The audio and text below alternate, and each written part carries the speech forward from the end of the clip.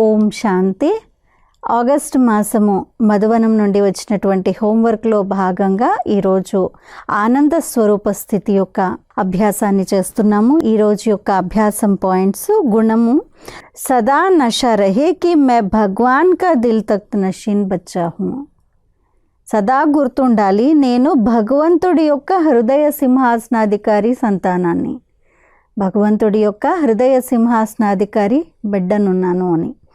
మరి శక్తి యొక్క అనుభవము: सर्वशक्तिवान की छत्र छाया के नीचे बैठ अभ्यास करे कि मैं भगवान का दिल तख्त नशीन हूँ.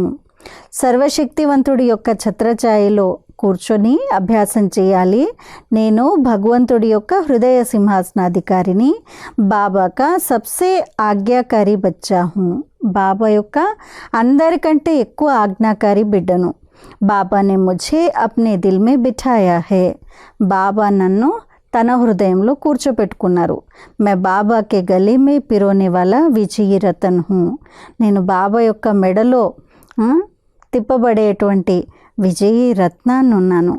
ऐसे ఆనంద్ కే ఝూలే మే ఝూల్తే హుయే మగన్ హో రహీ హూ. తమ భాగ్యాన్ని గుర్తు చేసుకుని ఇలాంటి ఆనందం యొక్క ఊయలలో ఊగుతూ మగ్నమైపోవాలి యోగంలో.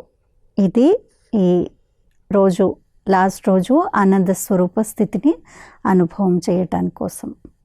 అచ్చా. ఓం శాంతి.